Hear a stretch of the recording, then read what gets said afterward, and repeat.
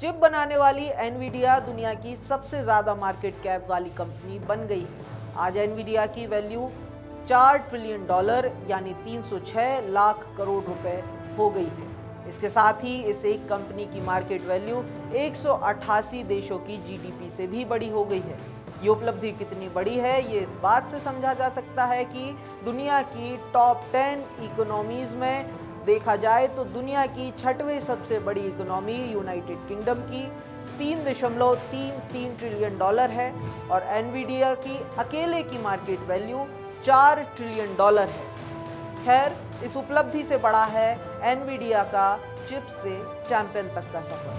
Nvidia की स्थापना 1993 में हुई थी। शुरू में ये कंपनी ग्राफिक्स प्रोसेसिंग यूनिट यानी जीपीयू बनाती थी, जो मुख्य रूप से गेमिंग के लिए इस्तेमाल होता था।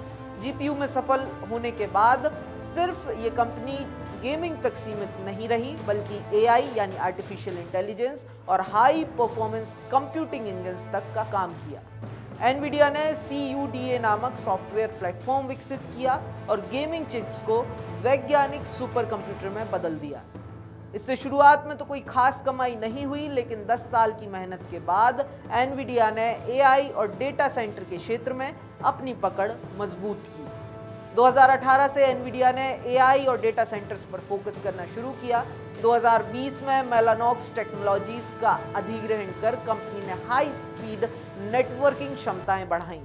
2021 से 23 के बीच एनवीडिया के जीपीयू ने डेटा सेंटर्स, वैज्ञानिक अनुसंधान और जनरेटिव एआई मॉडल्स को ताकत दी।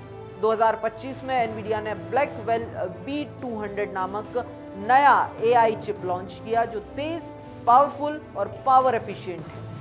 एनवीडिया की मार्केट वैल्यू 2025 में $4 ट्रिलियन पार कर गई, जो इसे एप्पल और माइक्रोसॉफ्ट जैसे दिग्गज कंपनियों से आगे ले गई। ये पहली चिप निर्माता कंपनी है जिसने ये मुकाम हासिल किया है।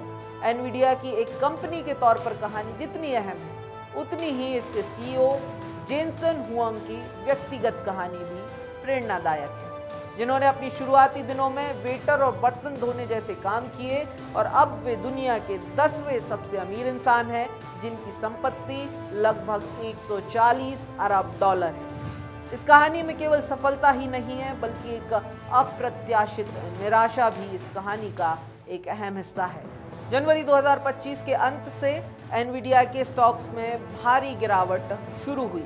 कारण था चीन के एआई स्टार्टअप डीप सीक ने एक कम कीमत पर प्रभावशाली एआई मॉडल को लॉन्च किया, जिसने एनवीडिया के शेयर्स में लगभग 16 से 20% तक की गिरावट दी।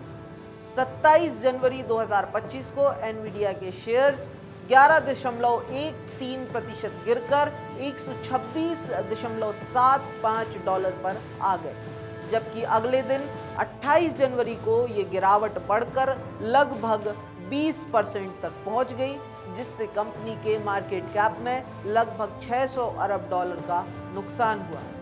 इस घटना ने एनवीडिया के एआई बिजनेस मॉडल पर सवाल खड़े कर दिए। इस गिरावट के बाद एनवीडिया ने अपनी मुख्य ताकत यानी एआई चिप्स और डेटा सेंटर हार्डवेयर को और मजबूत किया।